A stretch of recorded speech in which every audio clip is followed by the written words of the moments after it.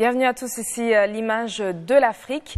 262 millions, c'est le nombre de jeunes en 2017, d'enfants et de jeunes qui n'étaient pas scolarisés pendant l'année scolaire. Un chiffre qui n'est malheureusement que le sommet de l'iceberg quand on parle des problèmes d'éducation sur le continent. On a parlé de différentes choses, mais bien sûr, il y a aussi de nombreuses opportunités qu'il faudrait saisir pour pouvoir permettre au secteur de l'éducation de favoriser et de contribuer au développement tel que le souhaite le continent. Alors aujourd'hui, cette semaine, nous sommes avec Dr Lawale Cole, qui est le directeur exécutif de la Coalition sur les médias et Forum sur l'éducation pour le développement en Afrique, CAFOR. Monsieur Cole, vous êtes donc avec une expérience d'environ 30 ans et vous avez bien sûr travaillé dans le domaine de l'enseignement, de la formulation de politiques et de planification de développement. Vous avez travaillé dans de nombreux pays, que ce soit la Gambie, le Mali, la Zambie, le Burundi et pour de nombreuses institutions dont les Nations Unies et les organisations ou les ONG. Vous êtes aujourd'hui basé à Addis Abeba en Éthiopie au siège de la Commission de l'Union africaine, mais vous avez aussi écrit votre dernière publication qui est intitulée L'éducation pour le développement africain aux éditions universitaires européennes en septembre 2017. Merci d'être avec nous. Merci beaucoup.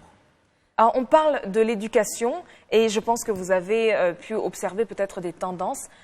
Quel est pour vous ce qui définit le mieux l'éducation aujourd'hui et peut-être les tendances ces dernières années? Bon, l'éducation est un phénomène qui est très, très répandu. Ce n'est pas seulement aller à l'école qui dit éducation aujourd'hui. Il y a plusieurs dimensions dans l'éducation. Il y a plusieurs types de formations. Il y a l'éducation, ce qu'on appelle l'éducation de base. Il y a aussi l'éducation informelle, l'éducation non formelle. Il y a tout ça. Il y a aussi l'éducation universitaire, ce qu'on appelle l'enseignement supérieur. Et il y a aussi l'éducation qui est basée sur la formation technique et professionnelle. Et il y a aussi d'autres dimensions. Hein. Bon, au fur et à mesure, on peut en parler. Mais l'éducation est très répandue. Il y a beaucoup d'aspects, beaucoup de domaines. Il y a aussi un autre aspect qui est très important pour nous maintenant, c'est qu'on dit l'éducation des filles et des jeunes femmes. Parce que, comme vous savez, il y a des années et des années vraiment que les filles n'allaient pas à l'école en Afrique. Et ce n'est pas seulement en Afrique, mais dans le monde en développement, il y a toujours un problème sur ça. Et c'est maintenant que nous voyons que le nombre de filles qui sont instruites ont beaucoup augmenté à cause d'une campagne, d'un plaidoyer qui a été fait un peu partout dans le monde par les Nations Unies, par les partenaires en développement, par les gouvernements même aussi en Afrique et ailleurs dans le monde en développement, en Asie, etc. etc. Donc nous voyons que vraiment la situation s'est beaucoup améliorée maintenant pour l'éducation des filles. Mais il reste toujours, comme vous avez dit au début, combien de millions d'enfants qui ne vont pas à l'école, qui n'ont jamais été à l'école. Et ça nous pose beaucoup de problèmes. Parce que comme vous le savez maintenant, il y a une grande augmentation des jeunes en Afrique. Et comme nous disons maintenant, nous disons qu'en ce moment, à peu près 70% de nos populations sont des jeunes qui ont au-dessus de 35 ans. Et ça pose beaucoup de problèmes. Et comme vous voyez, il y a beaucoup des enfants, beaucoup de jeunes qui ne peuvent pas trouver l'emploi. Soit ils ne sont pas bien instruits, soit ils n'ont pas des qualifications requises pour avoir l'emploi, et ainsi de suite. Donc il y a tellement de problèmes dans le domaine de l'éducation aujourd'hui, et raison pour laquelle je suis venu au Rwanda pour assister à une grande conférence organisée par la CAPA sur l'enseignement professionnel et technique en Afrique. Alors pour vous, est-ce que toutes ces tendances permettent d'espérer peut-être un changement ou permettent d'espérer une amélioration de la qualité de l'éducation, de toutes les éducations? Bon, il ne s'agit pas seulement de la qualité. Il s'agit aussi de comment on dirait, la matière que nous suivons dans les instructions. Parce qu'on parle de la quantité d'éducation, on parle de la qualité, ça c'est très important, mais est-ce qu'on parle de la pertinence aussi? C'est ça le problème. Parce que maintenant, vous voyez, il y a beaucoup des enfants qui ont gradué des universités, qui ont eu des diplômes, qui ont des certificats, et ne trouvent plus d'emploi dans leur pays. Et puis, bon,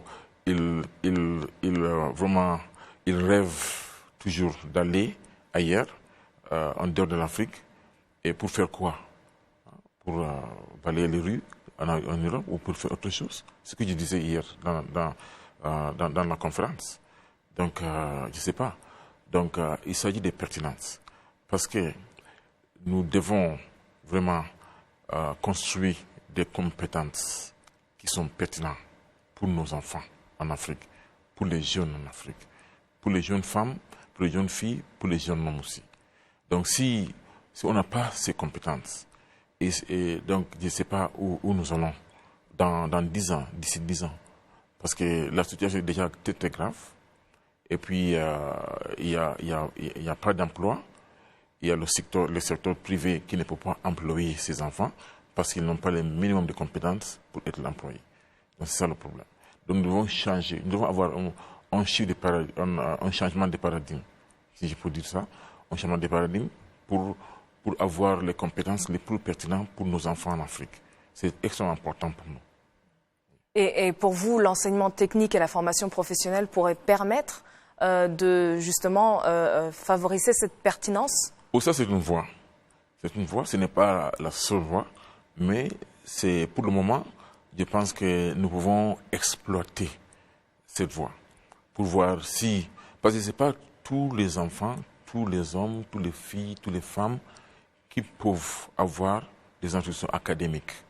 Okay? Il y a des gens ici, partout en Afrique, qui ont eu des qualifications académiques jusqu'au niveau des doctorats, et puis ils ne trouvent pas d'emploi. Ça, c'est un problème. Il y a beaucoup des enfants, beaucoup de jeunes femmes, beaucoup de jeunes hommes qui ont des masters et ils ne trouvent pas d'emploi. Ou bien, s'ils ont des masters quelque part, ils font autre chose. Ça, c'est un problème aussi. Bon, mais je pense que ce qui est important, c'est d'avoir cette vraiment formation qui est plus pertinente. Bon, je ne sais pas dans quel domaine, ça peut être dans plusieurs domaines, automécanique, ou bien d'autres choses où on utilise les mains, ou bien d'autres choses où on utilise le cerveau et les mains en même temps. Il y a tout ça.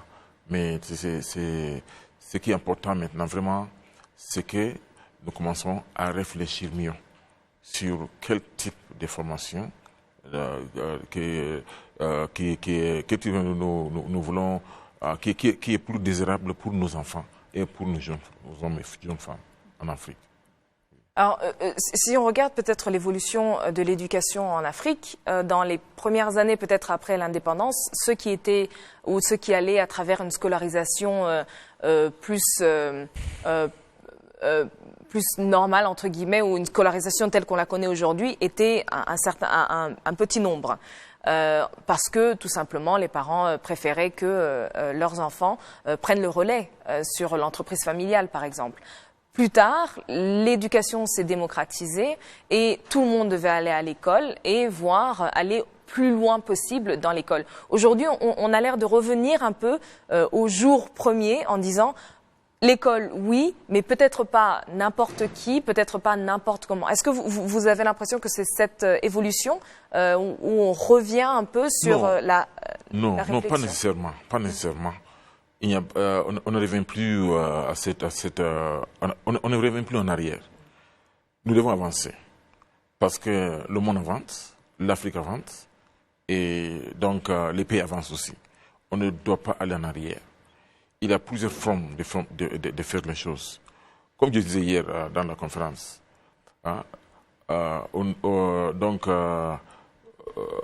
l'indépendance dans les années 60, nous étions dans le même état comme la Corée du Sud, le Ghana, le Botswana, etc. Mais maintenant, regarde la Corée du Sud, où ils sont, et où se trouve le Ghana maintenant et le Botswana.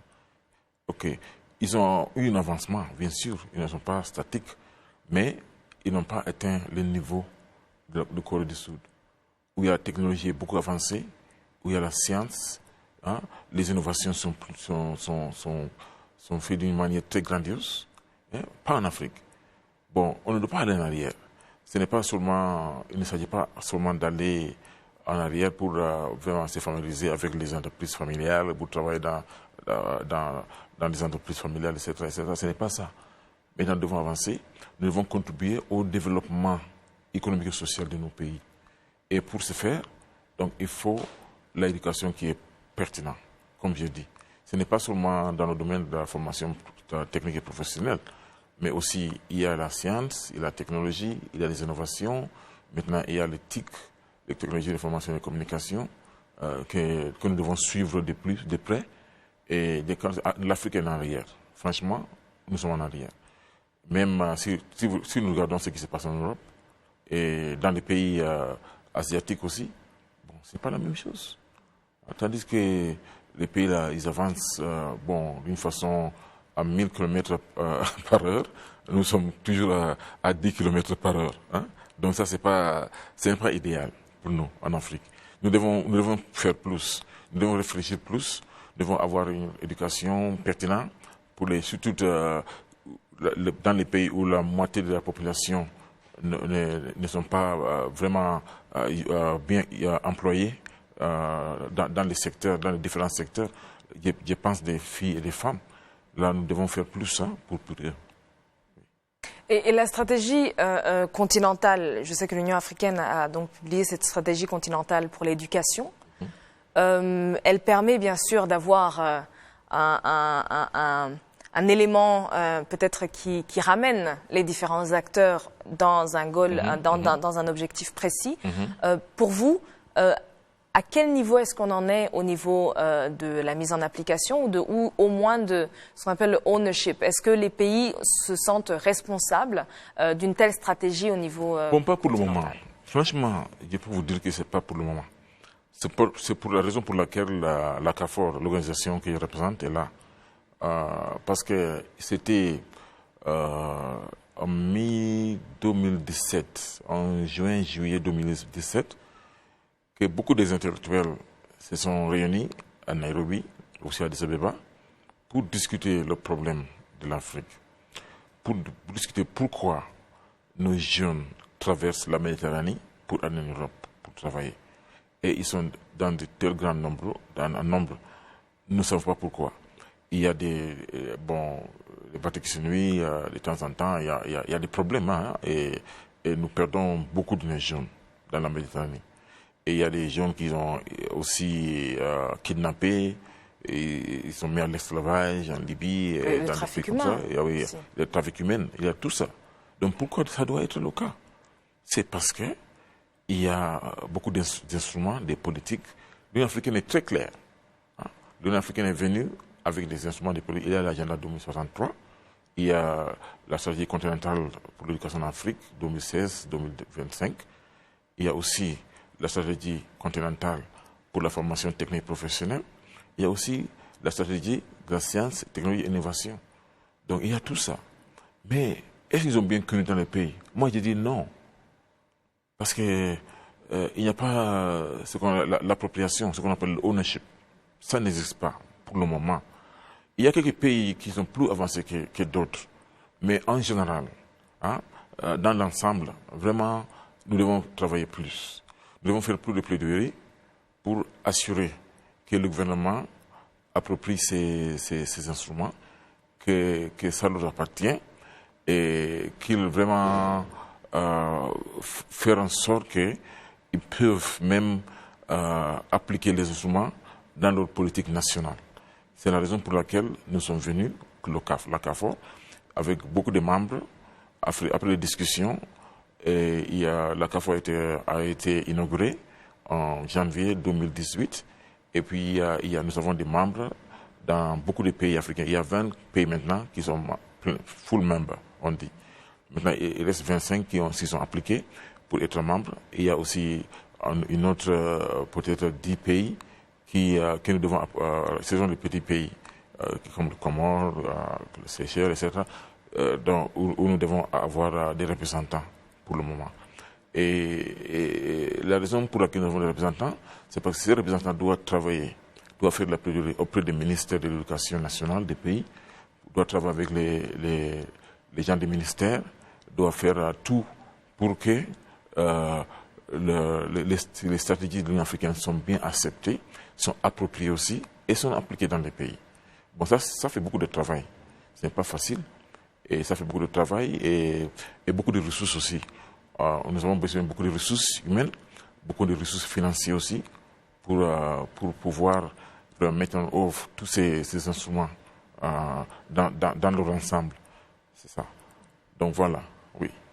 Et souvent, bien sûr, ça fait aussi référence à même les stratégies nationales, quelquefois, qui ont trait, que ce soit à l'éducation ou à la formation professionnelle, ne sont pas nécessairement adaptées ou adoptées au niveau le plus local, entre guillemets. Oui, ça c'est vrai. Il y a tous les pays qui ont déjà élaboré leur stratégie nationale dans l'éducation. Dans beaucoup de pays, il y en a déjà. Mais est-ce que ces stratégies sont liées avec les stratégies continentales? C'est ça la question. Et ces stratégies aussi sont liées avec ce qui se passe à la base des pays, ce qu'on appelle les grassroots. Si dans les communautés, est-ce que les gens savent que ces stratégies existent, ces stratégies nationales existent, ou les stratégies continentales existent? C'est ça le problème. Donc il n'y a pas de lien. C'est pour ça. Il n'y a pas de lien entre toutes ces stratégies. Donc c'est ça que nous entraîne vraiment de lutter contre tout ça, pour faire en sorte que donc tout ça seront bien connus. Ça demande, comme je dis, ça demande beaucoup de ressources, beaucoup de temps, mais on n'a pas beaucoup de temps pour le moment. Parce que les stratégies continentales, c'est 10 ans maximum, hein, oui, 15 ans maximum, donc on n'a pas beaucoup de temps. Il y a aussi les stratégies, les objectifs de développement, les ODD, le développement durable. Il y a ça aussi, qui sont universels, qui sont globales. Donc, ils sont tous liés aux stratégies. En effet, l'agenda 2063 est venu avant les ODD. Donc, il y a tous les liens là. Donc, nous devons travailler plus pour assurer que les ODD, l'agenda 2063, le CESA, la stratégie continentale pour le en Afrique, tout ça, donc, sont bien appliqués dans nos pays respectifs. Ça demande beaucoup de travail, beaucoup de ressources. Et nous sommes prêts. À Carrefour, nous sommes prêts. Nous avons vraiment beaucoup de professionnels sur le terrain qui sont prêts à appliquer ça. On utilise notre stratégie, c'est d'utiliser la communication plus. C'est de communiquer, c'est la média. C'est pourquoi dans notre appellation, il y a le mot média dedans. Ouais. Donc nous pour utiliser le média, pour avoir dans chaque pays des représentants qui travaillent dans les médias, qui travaillent dans le domaine de l'éducation, qui connaissent tout et qui ont des bons rapports aussi avec les gouvernements africains, pour qu'il n'y ait pas de conflit, parce qu'il y a des fois, bon, comme vous le savez, si vous avez beaucoup d'expérience, ça existe déjà. Okay. Et pour vous, justement, comme vous travaillez un peu sur les deux côtés, quel est le rôle que les médias ou la communication doivent jouer pour favoriser une meilleure éducation sur le continent? Bon, vraiment, le média a un très grand rôle à jouer. Bon, notre stratégie, c'est vraiment de mobiliser les médias en Afrique pour que au moins une fois, 2 fois, peut-être 3 fois par an, donc ils se ressemblent dans un seul pays pour discuter que ça. D'avoir des réunions pour avoir vraiment une sorte de formation avec les journalistes, avec les communicateurs qui se trouvent dans le ministère de l'Éducation, qui se trouvent dans d'autres ministères, y compris le ministère des Finances, d'autres, oui, parce que c'est très important, même le ministère des Finances, parce que c'est eux qui vont débourser les ressources pour que les choses marchent. Ok? Donc nous avons besoin de tout ça. Et puis, c'est pour vraiment, pour l'éveil de toutes ces personnes-là, pour les éveiller et les réveiller aussi, parce qu'ils sont en train de dormir, pour qu'ils sachent ce qui est important dans tout ça.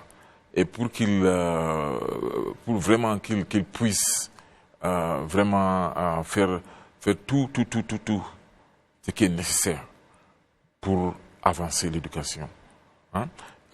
Bon, et ce que Carrefour va faire maintenant, Carrefour a ce qu'on appelle une boîte à outils pour la formation des journalistes, mais ces boîtes à outils un peu dépassées.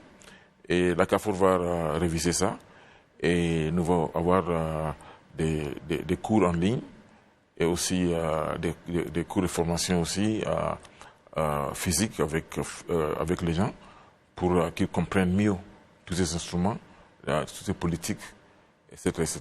Donc il y a tout ça. Nous allons faire tout ça et ce sera des choses que nous allons faire peut-être pour les comment dirais-je, par les pays anglophones, francophones, pas voie linguistique, hein, francophones, lusophones, etc. Okay. Pour travailler avec eux, pour qu'ils puissent appliquer tous ces instruments dans leurs pays respectifs. Alors, l'éducation, et vous parlez de la question des ressources, c'est souvent un peu le parent pauvre, entre guillemets, parce que dès qu'il y a un problème de ressources, ça va être le dernier poste peut-être de dépenses au niveau des familles, mais aussi au niveau, si on regarde par exemple les budgets humanitaires, en 2016, je pense, 2,7% seulement ont été alloués à l'éducation. Ça veut dire qu'en situation de conflit, les enfants n'ont plus accès. Bien sûr, à cette éducation. Et bien sûr, ça pose un certain nombre de problèmes. Comment est-ce qu'on peut faire le plaidoyer, peut-être, pour que plus de ressources, justement, puissent être orientées vers l'éducation, quels que soient les autres contextes? Vous nous en train de faire ça actuellement. Et heureusement, il y a des bonnes réponses déjà. Okay? Il y a le partenariat global pour l'éducation qui travaille avec plusieurs gouvernements en Afrique et qui donne des ressources financiers aussi pour ces gens de travail. Okay? Il y a aussi les gouvernements, beaucoup de gouvernements en Afrique ont augmenté leur budget dans le domaine de l'éducation. On voit ça, et ça c'est très positif. Mais toujours est-il qu'il reste beaucoup de travail à faire au niveau de la plaidoirie.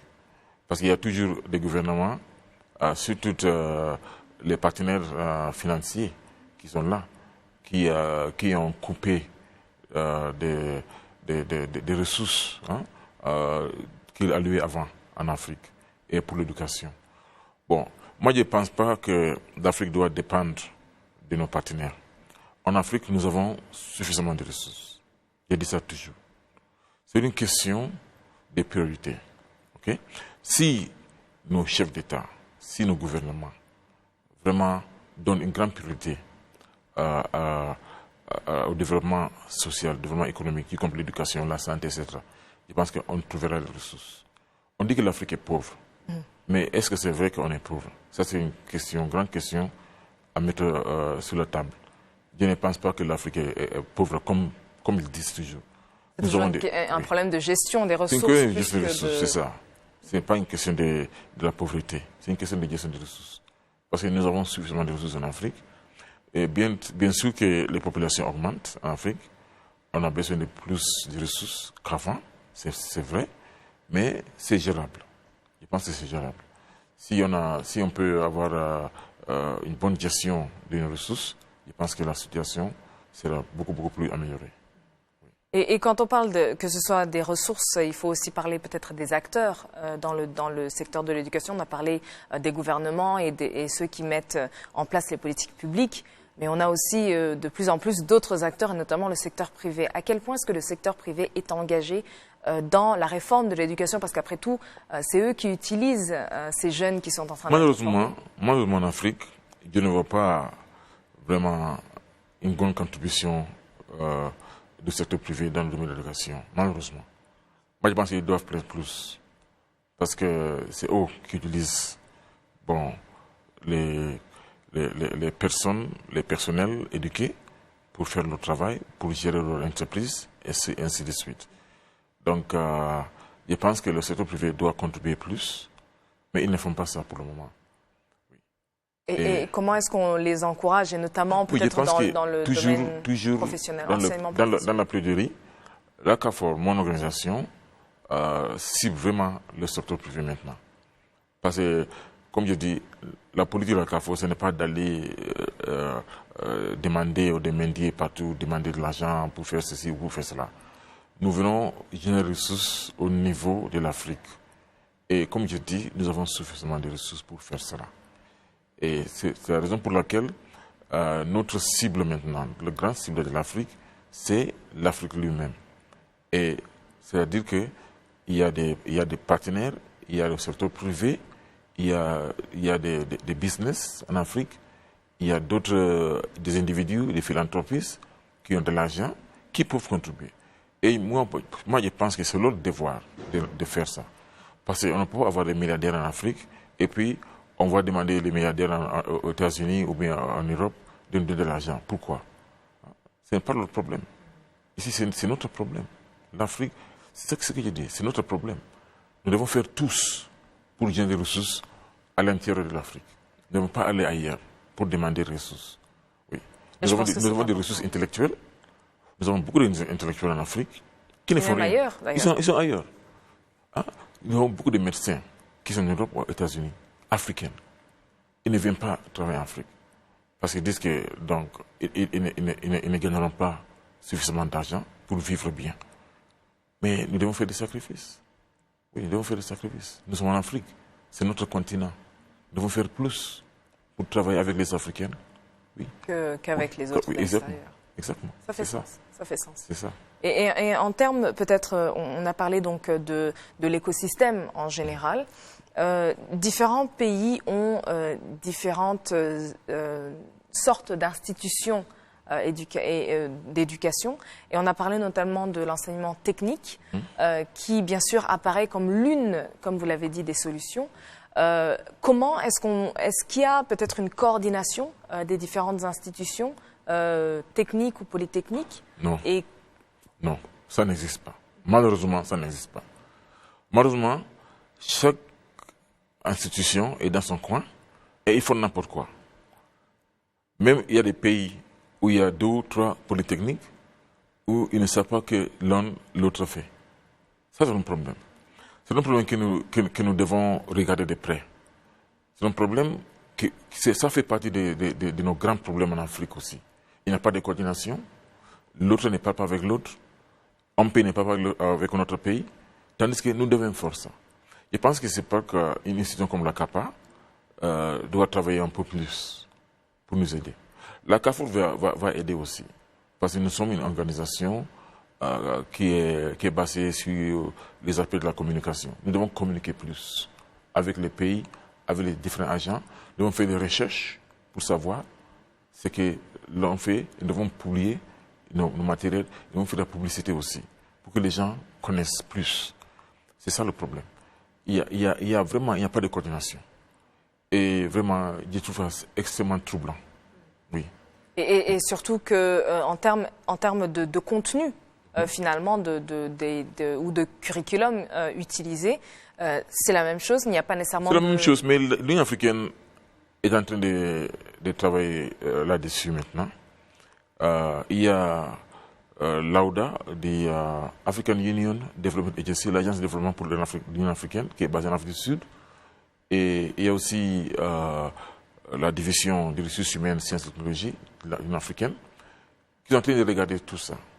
Donc, il y a un cadre de qualification qui sera mis en place pour standardiser les normes.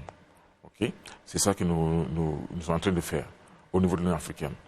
Et la CAFOR est impliquée parce que nous parlons avec les gens, parce que la CAFOR est basée dans le département des ressources humaines, sciences et technologies, et nous sommes en train de parler avec l'AUDA aussi, le African Union Development Agency.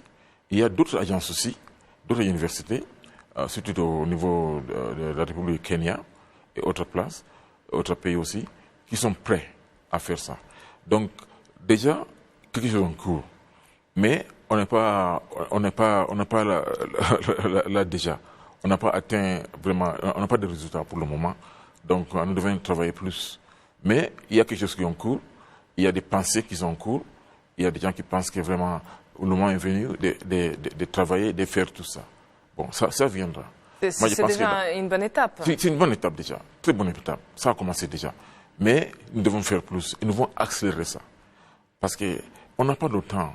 Hein? L'Afrique a besoin. Moi, je pense que d'ici 10 ans, nous devons faire vraiment beaucoup plus. Nous devons travailler beaucoup plus, nous devons faire plus pour avoir une forme de standardisation des qualifications, un cadre qui est bien développé, qui est bien accepté par tout le monde, qui est bien connu, ainsi de suite. Même pour le recrutement des enseignants, nous devons faire certains cas. Recrutement des professeurs, hein, oui, tout ça, nous devons faire tout ça. C'est très important. Et au niveau peut-être de la standardisation, on sait qu'il y a bien sûr des standards internationaux en termes d'enseignement technique. Oui, est-ce que pour vous, la standardisation de l'enseignement technique en Afrique doit suivre sa propre voie ou doit absolument s'aligner aux standards internationaux? Moi, je pense que c'est mieux d'aligner avec les standards internationaux. Parce que si quelqu'un a une qualification en Afrique, ils peuvent travailler ailleurs aussi, en Europe, aux États-Unis. Si c'est standardisé comme ça, on ne peut pas dire que c'est pour l'Afrique seulement. Oui, on ne peut pas dire que l'Afrique, parce que quand on voit, on dit que parmi les grandes institutions universitaires en Afrique, il y a chaque année une forme de listing. Les meilleures universités, toujours se trouvent aux États-Unis, c'est Harvard, ou bien Yale, ou bien Stanford University. Il y a aussi les autres qui sont au niveau le peloton des 10 premiers, on sait, il y a sûrement une majorité des Américains, quelques Tandis que européens. l'Afrique, on vient au numéro 100 ou 200 dans le monde. Voilà, tu vois. Donc ça c'est pas idéal. Donc nous devons travailler plus que avoir une bonne connaissance, qu'on reconnaît aussi les standards africains, qu'on peut travailler, qu'on peut mettre sur la même place, hein, avec Harvard, Stanford, etc., Oxford, oui, nous devons faire ça. On ne doit pas dire que... On doit faire ça. Ça doit prendre du temps, mais ça va prendre du temps, bien sûr. Parce qu'à l'heure actuelle... Mais si on commence maintenant, on sera là. Dans quelques années, peut-être dans 5 ans, si on commence maintenant. Parce qu'à l'heure actuelle, par exemple, on a de nombreux ressortissants peut-être africains qui vont en Europe ou au Canada, etc. Et leurs diplômes ne sont pas reconnus. Ne sont pas reconnus. Retourner à l'école. Ils ne sont pas reconnus. Et souvent, ils retournent à l'école. Ils font l'école ici, ils font l'école là-bas aussi. Ils font les mêmes cours. Souvent. Oui, ils font les mêmes cours. Et il n'y a aucune différence. Oui. Parce que c'est la reconnaissance. C'est cette question de standardisation, donc c'est important qu'on soit sur les niveaux internationaux. Exactement. Et on a parlé bien sûr des différents acteurs, encore une fois. Revenons aux jeunes eux-mêmes, que ce soit les adolescents, que ce soit un peu moins les enfants, mais surtout ceux qui sont en âge peut-être de décider par eux-mêmes. Est-ce que vous pensez qu'ils doivent jouer un rôle plus actif dans leur propre éducation ? Bien sûr, ils doivent jouer un rôle plus actif. Des fois, le problème, c'est que ce qu'on appelle, en anglais, on dit counsel and guidance. Ça n'existe pas dans plusieurs de nos pays. Donc, les jeunes ne savent pas ce qu'ils doivent faire. Moi aussi, j'étais victime de ça quand j'étais très jeune. Quand j'allais à l'université, je ne savais pas ce que j'allais étudier. Oui, peut-être c'est le droit, c'est l'éducation, c'est l'ingénierie, je ne sais pas. Bon, je ne savais pas. Mais je suis allé, j'ai étudié, je suis venu. Oui, j'ai fait, dans ma vie, j'ai fait à peu près 7 universités. Hein. Oui, et tout ça. Vous voyez? Et puis, j'ai sauté d'une étape à une autre. C'est comme ça que j'ai fait. Okay? Juste aussi que j'ai fait à peu près 7 universités dans ma vie. Okay? Je pense que j'ai fait 3 en Afrique. Oui. Non, c'est 2 en Afrique. Et le reste, c'est États-Unis et l'Europe. Oui. Ouais. Donc, tout ça. Donc, après tout ça, je suis devenu comme je suis maintenant. Mais peut-être moi, j'ai la chance aussi. C'est ça. Parce que ce n'est pas tout le monde qui peut avoir cette chance. Okay? Il y a beaucoup de jeunes, maintenant, ils sont à l'école, on peut leur demander qu'est-ce que vous voulez devenir. Ils ne savent même pas. C'est le problème. Et non pas nécessairement de personnes qui savent plus et qui peuvent les guider. Exactement. Donc nous devons avoir cette guidance et conseil pour vraiment orienter nos jeunes mieux, pour les mieux orienter, pour qu'ils sachent exactement ce qui est bien, ce qui est nécessaire et ce qui vraiment cadre bien avec les aspirations de l'Afrique et de nos pays respectifs aussi. C'est ça qui est important. Est-ce que nous avons besoin des ingénieurs? Est-ce que nous avons besoin des médecins dans nos hôpitaux? Est-ce que nous avons besoin des enseignants? Et tout ça, nous devons prendre tout ça en considération. Je pense que dans les ministères de l'éducation, nous devons avoir dans nos départements, dans les unités de planification, des personnes qui seront responsables pour ça, au niveau national. Je pense que nous devons avoir ça au niveau national. Des personnes dans les unités de planification du ministère, c'est pas seulement le planning des écoles, le planning des curriculums, etc., mais aussi le planning des personnels. Ça, c'est très important. Le planning des personnes. Revenons sur votre expérience personnelle. Vous avez dit que vous avez vous avez été dans différentes universités, dans différents contextes. Est-ce que vous avez ressenti particulièrement cette différence entre les universités auxquelles vous avez été en Afrique, qui étaient, je pense, en Tanzanie et en Bénin? Oui, j'ai commencé en Tanzanie, l'université de Dar es Salaam, c'est là où j'ai commencé. Oui, vraiment, il y a des différences. Bon, moi, à mon époque, quand j'étais en Tanzanie, j'ai trouvé que le curriculum était très rigoureux. Et tandis que quand j'étais en France, c'était un peu plus relax pour moi. Oui. J'ai trouvé ça. États-Unis, c'était la même chose. Sauf pour les études de doctorat, c'était un peu très intense, très intense. Oui, très intense. Mais au niveau des licences et masters, bon, là-bas, vraiment, c'était pas très... Bon, j'ai trouvé que quand j'étais en Tanzanie, à l'époque, des années 70, 80, vraiment, c'était très intense là-bas. Oui, très intense. Même à l'école secondaire où j'étais, en Gambie, comme je suis gambien, là-bas aussi, quand on fait ce qu'on appelle le A-level, c'était pas assez facile. Oui, oui. Et souvent, on voit qu'au niveau, notamment peut-être primaire, mais surtout secondaire, souvent les écoles ou les lycées, par exemple, nationaux, ont souvent un programme qui est beaucoup plus complexe et beaucoup plus rigoureux, quelquefois, que les programmes internationaux, par exemple. Oui. Alors, pourquoi est-ce qu'après ça, l'éducation, en fait, on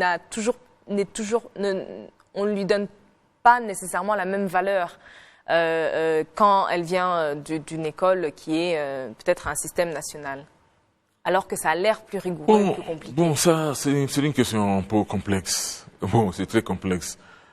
Peut-être il n'y a pas assez de connaissances de nos systèmes en Afrique. Ce n'est pas le cas maintenant, parce que quand je vais dans les écoles, maintenant, comme je travaille dans le domaine de l'éducation, je suis très étonné pour voir qu'on peut avoir des enfants qui ont fait 6 ans de l'école et ils ne peuvent ni lire ni écrire. Ça existe déjà. Tandis que nous, quand on était jeunes, parce que nous, bon, c'était juste après l'indépendance de nos pays, quand j'étais à l'école primaire, juste après l'indépendance, les années 70, 65, 67, 68, là-bas, tout voyez, nos écoles il y avait des enseignants, des professeurs internationaux, partout. Même à l'université. Quand j'étais à l'université Dar es Salaam, là-bas aussi, nos professeurs, les enseignants étaient des cadres internationaux. C'est après, quand on a commencé à nationaliser les universités, et qu'on voit que les standards tombaient. Oui, on fait une chute vertigineuse. Oui, c'est ça que j'ai voyé. Oui. Et ça, c'est la vérité. Donc, tandis que en Europe, aux États-Unis, ils ont toujours maintenir d'avoir des enseignants, des professeurs internationaux. On ne dit pas que je suis en France, donc nous devons avoir seulement des professeurs français. On ne dit pas jamais ça en France. Même aux États-Unis, jamais. Si tu es bien qualifié, tu es là, bon, on te prend. Mais en Afrique, le problème en Afrique, quand ils ont amené les choses politiques dans l'éducation, on a politisé l'éducation, on dit que bon, nous devons chasser tous les gens là parce qu'ils n'ont pas... D'un certain côté ou d'un autre côté. Voilà. Oui, c'est ça le problème. Donc, ça a baissé vraiment les niveaux dans nos pays. C'est ça. Et on souffre beaucoup maintenant à cause de ça en Afrique. C'est pourquoi quand on fait le listing des universités, On est en numéro 200, le premier université africain pour 200, number 200. 200. Peut-être, oui. Ou même plus en bas. Même plus. Oui, même Oh, plus. mon Dieu. Oui, voilà. C'est ça. Donc, c'est ça le problème. C'est pourquoi nous devons faire en sorte que nos institutions maintiennent des niveaux et des standards internationaux et pour qu'on peut avoir la reconnaissance de tout ça, pour que vraiment l'éducation devienne un instrument pour tout le monde et que si je peux étudier en Afrique, ça veut dire que je peux aussi faire mes études en Asie, en Europe, ainsi de suite. Et maintenant, tu sais, avant, les Africains n'allaient pas dans les pays asiatiques pour étudier. Maintenant, il y a beaucoup. Beaucoup d'étudiants sont en Chine. Il y a beaucoup en Corée du Sud. Parce que les universités asiatiques ont réussi à se positionner dans le palmarès. Voilà, ils ont réussi. Donc, mais tu ne vois pas beaucoup des Asiatiques ou des Américains qui viennent dans des universités africaines pour étudier. Peut-être à l'Afrique du Sud ou au niveau du Maghreb, éventuellement. Oui, au niveau du Maghreb, moi j'ai vécu dans le Maghreb, j'ai vécu en Tunisie pendant quelques années et j'ai visité quelques institutions. On ne voit pas beaucoup des Européens ou Américains. On voit plutôt des Africains subsahariens qui fréquentent ces institutions. Oui, dans le Maghreb, au Maroc, en Tunisie, etc., etc. On voit. Mais le nombre des étudiants américains ou bien étudiants sont très peu. Européens sont très peu. Oui. Ils ne viennent pas. Et c'est dommage. Oui, c'est dommage. C'est dommage. Vous avez parlé tantôt peut-être de l'éducation des filles et on sait qu'elles ont plus de risques d'être exclues de l'éducation formelle. Bien sûr, on sait que beaucoup a été fait, il y a un certain progrès qui peut être noté, mais bien sûr, il reste aussi des défis. Pour vous, quels sont ces défis peut-être qu'il faudrait enlever pour qu'on ait plus de filles à l'école? Il y a des défis, vraiment, il y a toujours des aspects traditionnels qui sont dans nos pays, surtout dans les milieux ruraux. Donc là-bas, je pense que vraiment, nous devons faire plus pour réussir à avoir toutes les filles à l'école. Nous devons faire beaucoup, beaucoup plus pour relever ces défis. Parce que tout d'abord, il y a les traditions, les choses de mariage précoce. Il y a aussi toujours qui existe d'autres problèmes qui, même si la fille est à l'école, après quelques années, on doit le retirer pour faire ceci ou cela, pour le mariage, pour autre chose. Donc il y a tout ça. Donc c'est vrai qu'on a fait beaucoup de plaidoiries dans ces derniers temps, dans ces dernières années, et la situation s'est beaucoup améliorée, mais tout ce qui reste beaucoup à faire encore. Oui. Il y a aussi les manques de confiance chez les parents et chez les filles même. Oui, ça existe. Mais, tu sais, l'Union africaine a fait quelque chose qui est vraiment très brillant. Il donne des bourses aux filles pour faire des masters et des PhD maintenant. Il y a le bourse Malumou Nyerere Scholarships qui existe déjà, et pour les filles qui excellent dans les sciences et la technologie. Moi, je suis membre du jury qui choisit les filles. Et cette année et l'année dernière aussi, j'ai vu vraiment qu'il y a des filles qui sont extrêmement brillantes en Afrique. Des filles qui font des premières classes, des licences de première classe, qui sont vraiment extrêmement brillantes et qui font vraiment des matières dans les technologies, dans les sciences, dans l'ingénierie. Bon, je suis très, très impressionné. C'est-à-dire que les filles sont des êtres humains comme les hommes, sont tous les mêmes. On doit avoir l'égalité, l'équité. Nous devons faire tout pour encourager les filles parce que c'est les femmes qui font la moitié de nos populations dans nos pays. Si la moitié de la population ne fonctionne pas, donc qu'est-ce qu'on va faire? C'est-à-dire qu'il n'y aura pas de développement. Il n'y a pas de développement. Il y aura beaucoup de dépendance. Tu vois des familles où les femmes et les filles dépendent trop aux hommes. Et ça, c'est pas idéal. C'est pas bien. C'est pas bien. Donc, nous devons faire tout pour encourager les filles. Alors, on approche de la conclusion de notre discussion, mais j'aimerais peut-être, on l'a dit, donc une trentaine d'années d'expérience dans le domaine, et bien sûr on sait qu'il y a encore de nombreux défis, on en a parlé. Pour vous, quelles sont les opportunités peut-être qu'il faudrait qu'on saisisse, ou quels sont ces quick wins, comme on dit en anglais, qui permettraient en fait d'atteindre le niveau que l'on veut dans le domaine de l'éducation aujourd'hui? Bon. Il y a beaucoup d'évolutions maintenant. Les choses évoluent rapidement dans nos continents. Il y a beaucoup de soutien de la part de l'Union africaine, de la part des institutions, les partenaires techniques et financiers, de la part des communautés régionales économiques, de REX. Il y a aussi les gouvernements qui sont engagés. Il y a des nouveaux chefs d'État maintenant qui sont très engagés. Il y a des jeunes chefs d'État, comme notre ami au Kenya, Uhuru, et il y a d'autres aussi qui sont très engagés dans l'éducation.